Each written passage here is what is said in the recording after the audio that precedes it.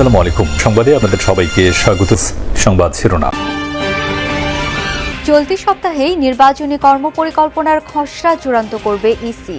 সচিব জানালেন, বাড়বে না ভোট কেন্দ্রের সংখ্যা।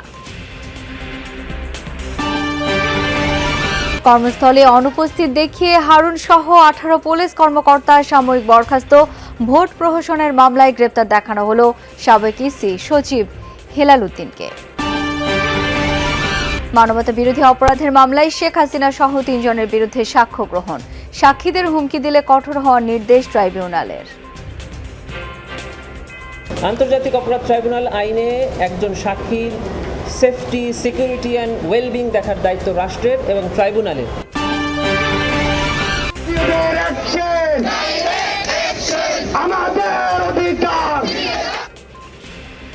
উখিয়ায় এনজিও পরিচালিত স্কুল থেকে চাকরিচ্যুত শিক্ষকদের বিক্ষোভ। কক্সবাজার টেকনাফ আঞ্চলিক সড়ক অবরোধ, যান চলাচল বন্ধ।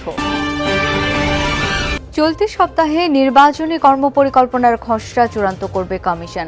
প্রাথমিক বাছাইয়ে উত্তীর্ণ হওয়া 22টি রাজনৈতিক দলগুলোর মাঠ পর্যায়ের তদন্ত করতে চিঠি দিয়েছে ইসি। সোমবার নির্বাচন কমিশনের নিয়মিত বৈঠকের পর এক ব্রিফিংয়ে এসব তথ্য জানিয়েছেন ইসির সিনিয়র সচিব আক্তার আহমেদ। ইসি সচিব আরও জানান, খসড়া হয়েছে, কমিশনের কাছে অনুমোদনের জন্য খসড়া দেয়া হবে। এ সপ্তাহেই রোড ম্যাপ দেওয়ার বিষয়েও আশা প্রকাশ করেন ইসি সচিব। এদিকে ভোট কেন্দ্রের সংখ্যা বাড়বে না বলেও জানান তিনি।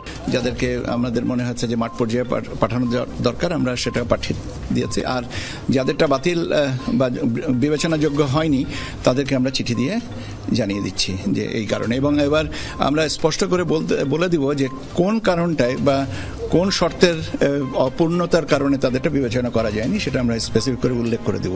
কাজে এটা করা হচ্ছে। ঢাকা মহানগর পুলিশের গোয়েন্দা শাখার সাবেক অতিরিক্ত কমিশনার হারুনুর রশিদ সহ 18 পুলিশ কর্মকর্তাকে বিনা অনুমতিতে কর্মস্থলে অনুপস্থিত থাকায় সাময়িক বরখাস্ত করেছে স্বরাষ্ট্র মন্ত্রণালয়। রোববার মন্ত্রণালয়ের সিনিয়র সচিব নাসিমুল গনি স্বাক্ষরিত এক সংবাদ বিজ্ঞপ্তিতে এই তথ্য জানানো হয়। সাময়িক বরখাস্ত হওয়া কর্মকর্তাদের মধ্যে 3 জন ডিআইজি, 6 জন অতিরিক্ত ডিআইজি, 4 জন পুলিশ সুপার, 4 জন অতিরিক্ত পুলিশ সুপার এবং 1 জন সহকারী পুলিশ সুপার পদমর্যাদার কর্মকর্তা রয়েছেন। প্রজ্ঞাপনে বলা হয়, 18 জন কর্মকর্তাকে সরকারি কর্মচারী বিধিমালা অনুযায়ী পলায়নের শাস্তিযোগ্য অপরাধে অভিযুক্ত হওয়ায় তাদেরকে সাময়িক বরখাস্ত করা হয়। বরখাস্ত থাকাকালীন তারা খোরপোশ ভাতা পাবেন। জুলাই আন্দোলনে পৃথক 2 হত্যা মামলায় সাবেক আইনমন্ত্রী আনিসুল হককে গ্রেপ্তার দেখানো হয়েছে। এছাড়া রাষ্ট্রদ্রোহ, জনগণের ভোট ছাড়া নির্বাচন সম্পন্ন করার অভিযোগে বিএনপির করা শেরেবাংলা নগর থানার মামলায় নির্বাচন কমিশনের সাবেক সচিব হেলাল উদ্দিন আহমেদকে গ্রেপ্তার দেখানোর আবেদন মঞ্জুর করেছেন আদালত। সোমবার ঢাকা মহানগর হাকিম মোহাম্মদ মনিরুল ইসলাম তাদের গ্রেপ্তার দেখানোর আদেশ দেন। আনিসুল হককে 2 মামলায় গ্রেপ্তার দেখানোর আবেদন করেন মামলা তদন্ত কর্মকর্তা লালবাগ থানার এসআই আবুল ফারেজ জুয়েল। এদিকে হেলাল উদ্দিন আহমেদকে গ্রেপ্তার দেখানোর আবেদন মামলার তদন্ত কর্মকর্তা পিবিআর পরিদর্শক সৈয়দ সাজিদুর রহমানের। এর আগে আদালত আসামিদের উপস্থিতিতে শুনানির দিন সোমবার ধার্য করেন। এদিন শুনানিকালে তাদের আদালতে হাজির করা হয়। শুনানি শেষে আদালত তাদের গ্রেপ্তার দেখানোর আবেদন মঞ্জুর করেন বলে জানান রাষ্ট্রপক্ষের আইনজীবী শামসুদ্দোহা সুমন। 2016 সালের 8 অক্টোবর গাজীপুরে জঙ্গি নাটক সাজিয়ে 7 জনকে হত্যার অভিযোগে মামলা হলো আন্তর্জাতিক অপরাধ ট্রাইব্যুনালে। মামলায় অভিযুক্ত করা হয়েছে সাবেক আইজিপি ও সেই সময়কার এসবি প্রধান জাভেদ পাটোয়ারি, সাবেক ডিবি প্রধান ও তখনকার গাজীপুরে এসপি হারুন সহ 5 জনের বিরুদ্ধে। পরে অভিযুক্ত 5 জনের বিরুদ্ধে গ্রেপ্তারি পরোয়ানা জারি করেছে আন্তর্জাতিক অপরাধ ট্রাইব্যুনাল 1। এছাড়া এদিন শেখ হাসিনার বিরুদ্ধে মানবতা বিরোধী অপরাধের মামলায় আরও 3 জনের সাক্ষ্য গ্রহণ শেষ হয়েছে। সাক্ষীদের নিরাপত্তায় সব ধরনের পদক্ষেপ নেওয়ার নির্দেশ দিয়েছেন ট্রাইব্যুনাল।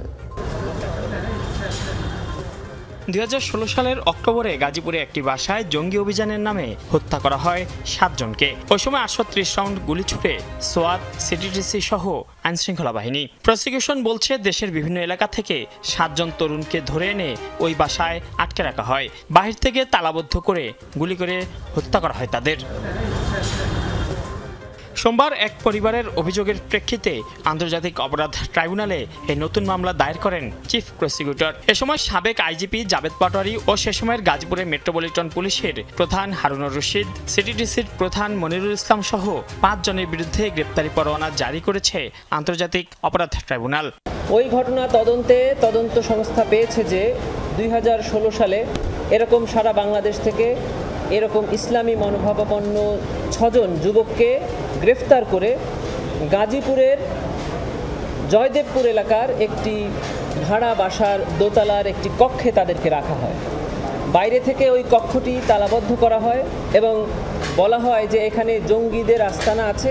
এদিন চানখারপুলের মানবতা বিরোধী অপরাধ মামলায় সাক্ষীকে হুমকি ও ভয়ভীতি দেখানোর ঘটনায় হাজির হন বংশাল থানার ওসি। ট্রাইব্যুনাল তাকে বলেন, সাক্ষী নিরাপত্তায় সব রকম ব্যবস্থা নিতে হবে। আন্তর্জাতিক অপরাধ ট্রাইব্যুনাল আইনে একজন সাক্ষীর সেফটি, সিকিউরিটি অ্যান্ড ওয়েলবিং দেখার দায়িত্ব রাষ্ট্রের এবং ট্রাইব্যুনালের।